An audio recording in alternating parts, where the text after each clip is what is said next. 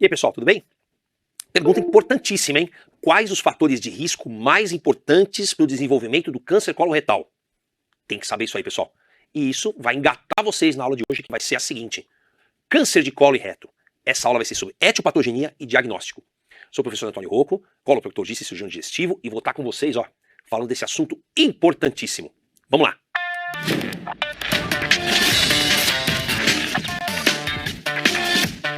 Bom, pessoal, para a aula de hoje a gente vai seguir a nossa agenda, que vai ser a seguinte. Primeiro nós vamos falar da epidemiologia, da incidência, dos dados populacionais. A gente vai falar também dos fatores predisponentes e protetores do câncer coloretal. Fatores ambientais, genéticos, pólipos, síndromes polipoides. A gente depois vai passar para etiologia e para carcinogênese, rapidinho. E aí a gente vai falar do rastreamento, métodos de rastreamento. Vamos falar do quadro clínico e associar o quadro de cada tipo de tumor com a sua localização. E, finalmente, o diagnóstico do câncer coloretal. Colonoscopia, o diagnóstico radiológico e os marcadores tumorais. Então, vamos lá para nós seguir a nossa agenda e conseguir completar ela a tempo. Primeiro, incidência. Eu vou mostrar agora a distribuição proporcional dos 10 tipos de câncer mais comuns na população brasileira, tirando pele, tá? Primeiro, vamos ver nos homens. Olha que interessante. Próstata, claro, é o mais importante, né? O mais frequente, 29%. Mas olha quem está em segundo. Colo e reto, 9,1%. Calcula-se que 20.500 pessoas por ano têm diagnóstico de câncer coloretal no país. Estão falando dos homens. Passou já traqueia, bronco e pulmão. Em mulher, é diferente? Claro que nas mulheres, mama está longe, 29,7%. Mas, olha quem está em segundo. Colo e reto, 9,2%.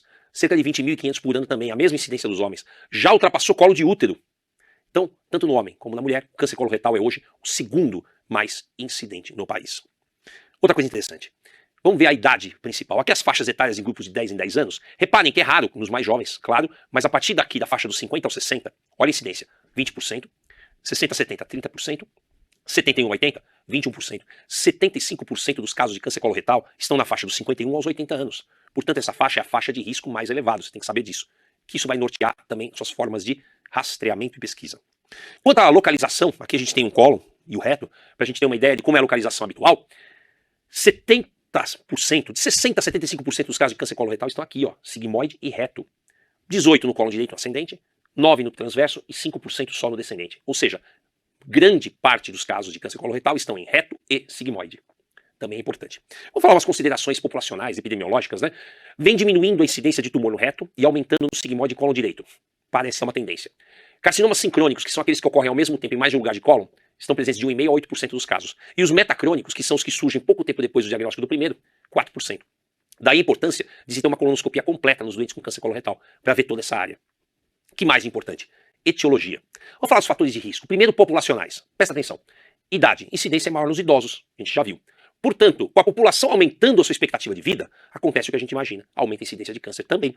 Outra coisa. Sexo. Incidência é similar. Homem, mulher, está muito equilibrado, apesar de que parece que entre os homens está aumentando um pouquinho agora. E, na etnia, nos Estados Unidos já se publicam trabalhos em que nos negros você tem mais câncer coloretal.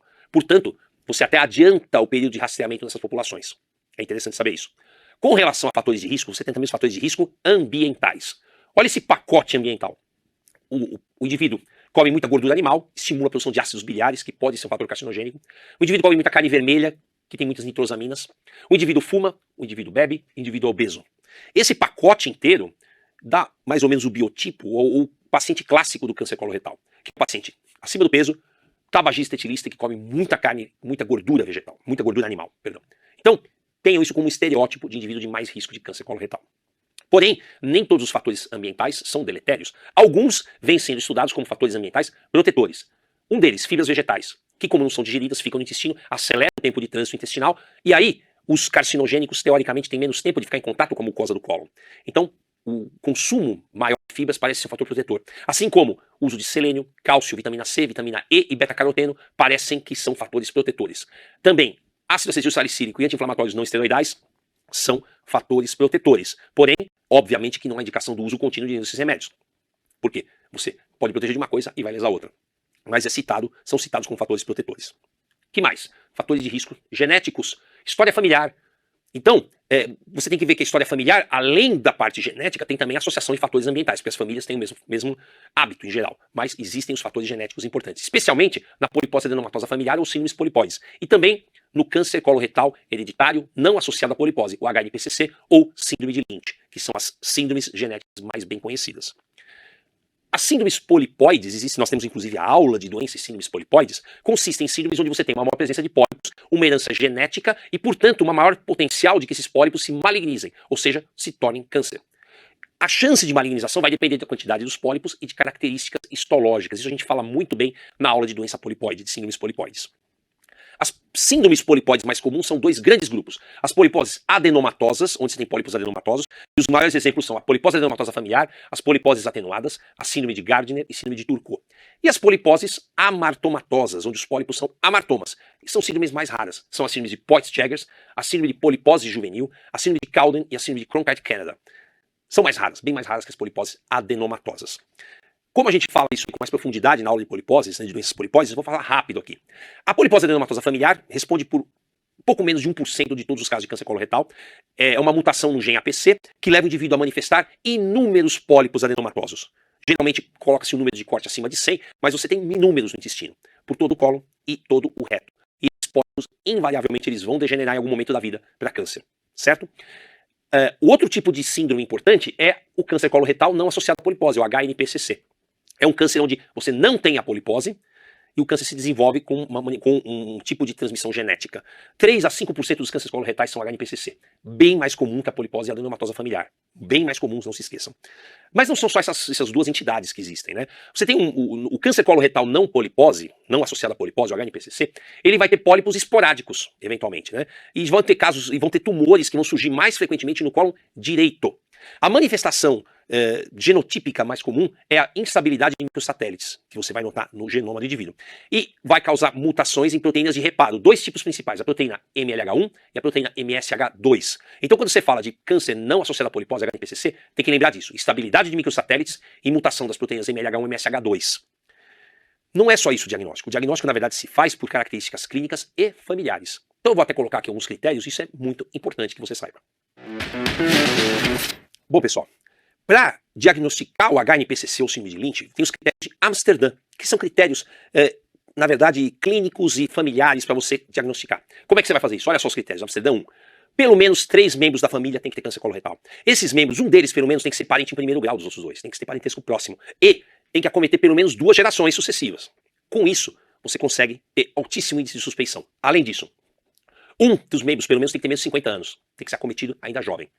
Outra coisa, claro, tem que excluir polipose familiar e, claro, tem que ter uma confirmação anatomopatológica de que tem câncer. Então, esses são os critérios de Amsterdã 1 para esse diagnóstico. Houve um avanço onde se estabeleceram os critérios de Amsterdã 2, que são os mesmos do 1, porém incluindo nesses indivíduos tumores de outras coisas também. Endométrio, intestino delgado, ureter, que são tumores chamados correlatos. Então, não se leva em consideração apenas câncer coloretal, mas estes outros tumores também. Importante isso, Amsterdã 2.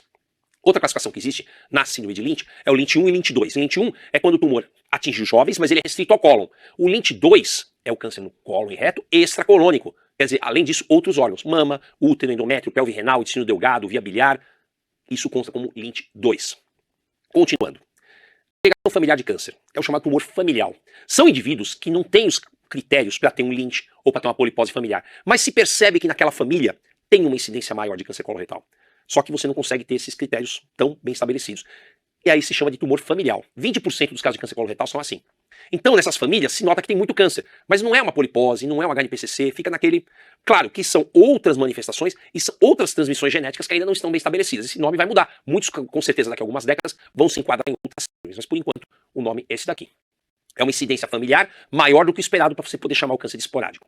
Mas lembre-se, a grande maioria dos casos de câncer coloretal são cânceres chamados esporádicos, ou seja, 70 a 80% dos casos são pacientes que não têm história familiar, são pacientes com mais de 50 anos e pacientes com fatores de risco, mas onde não se nota uma transmissão hereditária nítida. Grande parte dos cânceres coloretais, então, são esporádicos. A grande maioria não tem transmissão genética. Importante. Como que é a carcinogênese? Bem resumidamente, vou mostrar a principal hipótese da sequência adenoma-carcinoma, que parece estar envolvida em 99% dos casos de câncer coloretal. Começa tudo com uma displasia leve, onde as células começam a crescer de uma maneira desordenada, formam os pequenos adenomas que vão crescendo, viram os pólipos e que começam a ter degeneração. Degeneração, displasia, que vai evoluindo, essa displasia acaba virando um câncer inicialmente localizado, a seguir invasivo. Então você parte de uma pequena displasia, evolui para um pólipo, que evolui para uma degeneração e aí sim para um câncer. É a sequência adenoma-carcinoma. Em 1% dos casos tem o chamado câncer de novo, onde ele surge diretamente já de uma mucosa normal, mas são casos muito mais raros. Isso é só um resuminho mesmo da carcinogênese. Vamos falar de uma outra coisa agora, importante. Levando em consideração, pessoal, as informações que eu já passei para vocês, vocês conseguem entender a importância então do rastreamento. O que é rastreamento? A definição de rastreamento é a seguinte: aplicação de formas simples e de fácil execução a uma grande parcela da população. Para quê? Para você selecionar os indivíduos que, por terem alto risco, aí sim vão fazer exames mais específicos para detectar o câncer. Entenderam? Então, o rastreamento tem que ser uma forma simples, barata e de aplicação para grandes populações. Aí sim vão ser filtrados os indivíduos com maior risco e esses vão fazer os exames mais caros e mais específicos para detectar o câncer. Então, o rastreamento mais adequado é a pesquisa de sangue oculto nas fezes, que é um exame mais barato. E aí o indivíduo que tiver sangue oculto nas fezes positivo, aí sim ele vai fazer a colonoscopia, que é um exame mais elaborado, mais caro, mais difícil de fazer. Então tenham em mente que o rastreamento populacional é baseado em exames baratos e de grande aplicabilidade. E os indivíduos que tiverem nessa filtragem inicial algo que mereça um exame mais profundo, vão para a colonoscopia, certo? Quando a gente fala de população, a gente tem que pensar em risco, números. A população com risco moderado é a população acima de 50 anos. Aí ele já entra em rastreamento populacional, risco moderado. Pessoas com risco elevado ou alto são os indivíduos que têm familiares com câncer coloretal, jovens, pacientes que têm muitos adenomas nas colonoscopias, ou paciente com doença inflamatória intestinal crônica. Esses daí são pacientes com risco elevado ou alto. E os pacientes com risco muito alto são os que têm família com câncer coloretal de transmissão hereditária, que tem síndromes, por exemplo, especialmente PAF, poliposes em geral, ou HNPCC. São indivíduos de risco muito elevado. Conforme o seu grau de risco, você vai fazer colonoscopias em intervalos variados. Resumidamente, indivíduo de risco moderado, ele vai fazer uma colonoscopia a cada 10 anos, estando no normal. Indivíduos de risco elevado vão fazer a colonoscopia a cada 2 ou 3 anos, dependendo dos achados. Indivíduos com risco muito alto vão fazer colonoscopia anual. Atenção, se você tem um pólipo detectado numa colonoscopia, você não vai ter que ficar fazendo colonoscopia todo ano. Isso é um erro que acontece muito por desconhecimento dessas características de formação do câncer. E aí a gente ouve por aí, mas eu faço colonoscopia todo ano. Não tem o menor sentido se você não é um indivíduo de risco muito alto. Senão, você tem que fazer colonoscopia a cada 10 anos ou a cada 2 ou 3 se você tem um risco mais elevado. Certo? É importante, e rastreamento é importante que você saiba porque ele implica em custos, e custo é fundamental para a saúde. Lembre-se disso. Bom, vamos falar um pouquinho do diagnóstico, então, do câncer coloretal. O diagnóstico é interessante e não é tão difícil assim da gente saber como fazer. O diagnóstico é baseado em duas coisas fundamentais, o quadro clínico e os exames subsidiários, que vão nos ajudar realmente a detectar a lesão. A anamnese e o exame físico são muito importantes. Uma anamnese bem dirigida, o exame físico geral, para ver se tem algum comprometimento sistêmico, palpar o abdômen, que infelizmente nem sempre a gente tem uma informação importante.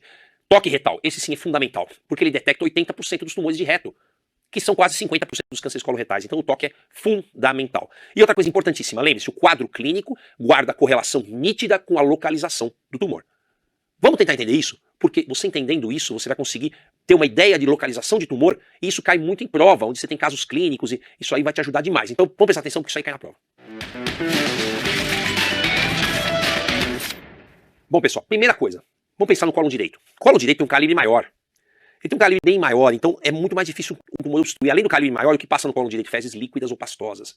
Então, no indivíduo que tem câncer de colo direito, você não vai detectar isso primariamente logo de cara, e não vai ter um quadro obstrutivo. Geralmente, quem tem um câncer de colo direito tem isso, ó, anemia, palidez, cansaço, astenia, por causa da anemia crônica, e tonturas eventualmente, porque ele tem o que? Sangramento oculto. O câncer vai crescendo, vai sangrando, vai levando a anemia crônica, o indivíduo vai ficando cansado, e aí ele vai ter o que? Detecção de uma massa palpável, porque o tumor já cresceu bastante. Então, anemia e massa palpável é o clássico do câncer de colo direito, associado à perda ponderal. Esse é o quadro clínico clássico. Raramente ele vai obstruir. Como eu já falei, se ele tem um calibre aumentado e as fezes ali são líquidas, você só vai perceber um quadro obstrutivo quando estiver muito avançada a doença. Agora, vamos pensar no colo esquerdo. É diferente. As fezes no colo esquerdo já são mais sólidas, já são mais calibrosas. Então, se você tem uma obstrução no colo esquerdo por tumor, você tem uma redução do calibre das fezes. Ela começa a ficar estreitada, então você tem afilamento das fezes. Outra coisa, você começa a alternar entre diarreia e constipação. Diarreia porque o tumor secreta muco, eventualmente vem a diarreia. E aí depois de um tempo a constipação, porque diminui o calibre do órgão. Você costuma ter sangue e muco nas fezes. E aí você pode ter um quadro obstrutivo mais precocemente. Por quê? O tumor cresce concentricamente, você está num calibre menor do cólon, o tumor crescendo e as fezes mais sólidas. Então você tem um quadro obstrutivo mais nítido. E no reto, como funciona? O tumor no reto já está quase na saída, quase no ânus. Então ele secretando qualquer tipo de muco ou sangue vai exteriorizar. Então você tem o quê? Sangue vivo nas fezes, presença de muco, presença de tenesmo, que é aquela sensação de evacuar com urgência, fezes em fita, que é um afilamento, e quadros obstrutivos. Então, você note que é muito diferente o quadro clínico conforme a localização do tumor. Isso é importante. E o diagnóstico? O diagnóstico é o quadro clínico mais o exame físico. Importantíssimo o toque retal. Agora, para caminhar no diagnóstico, você vai precisar de retossigmoidoscopia ou colonoscopia. Eventualmente a colonoscopia virtual, também chamada de colografia, que eu vou mostrar a imagem, e alguns outros exames que entram nem tanto no estadiamento, nem tanto no diagnóstico, mas mais no estadiamento, mas eventualmente eles servem como diagnóstico. Enema opaco, tomografia computadorizada e ressonância de pelve. O primeiro que eu vou mostrar, e fundamental, é a colonoscopia, que é um exame endoscópico. O aparelho, que ele é flexível, tem uma câmera na sua ponta, e ele consegue caminhar por todo o cólon e visualizar o seu interior. Com essa visualização, ele detecta, ele vê se há neoplasia ou não, e aqui algumas imagens de uma neoplasia. Veja a neoplasia como ela aparece.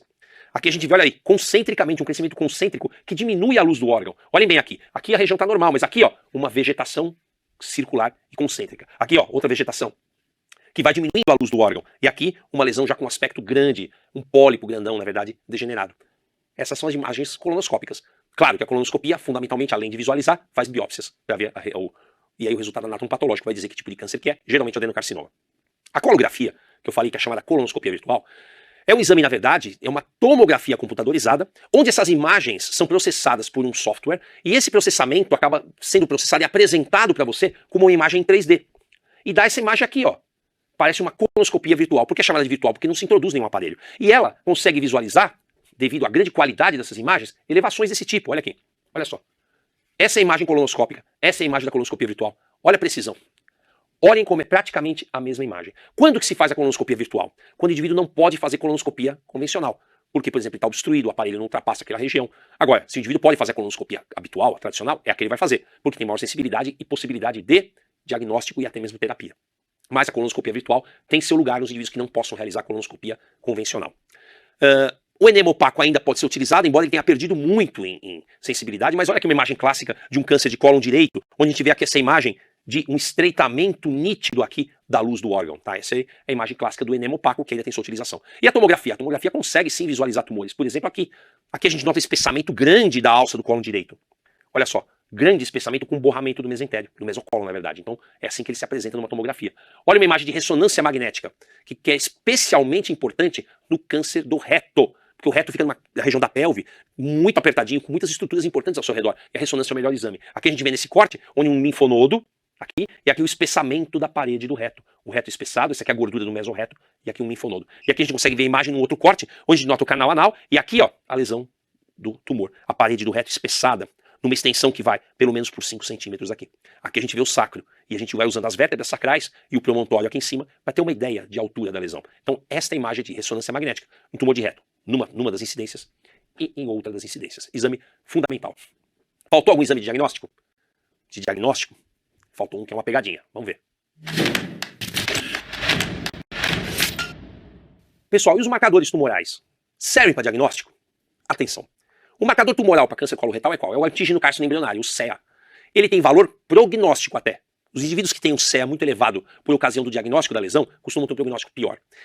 O CEA normalmente é dosado no pré-operatório. Ele serve como uma linha de base para o segmento. Então, o indivíduo ele tem um CEA alto no pré-operatório, depois de operado, se o CEA caiu, é um bom indício. Tá? Assim como no segmento. No segmento, o indivíduo que, por exemplo, vai estar acompanhando o pós-operatório de uma ressecção de tumor, se o CEA começa a se elevar, é um sinal que pode estar havendo recidiva em algum lugar. Outra coisa que atrapalha o resultado do CEA, ele aumenta nos fumantes. O indivíduo fumante tem um CEA basal já aumentado. Agora, o que você tem que ter na cabeça e não pode esquecer, não tem valor diagnóstico. Por quê? Nem todo tumor expressa CEA, o CEA pode estar aumentado em outras situações. Então, não se dosa CEA para as pessoas para ver se eventualmente a pessoa vai ter câncer coloretal. Ele não tem nenhum valor diagnóstico. E isso é até uma pegadinha de prova que é bem comum, foi mais comum, e isso pode acontecer. Tá bom? Então, lembre-se disso. E com isso, a gente encerra a parte de informação da aula. Mas vamos ter uma ideia de como é que isso aí pode cair numa prova?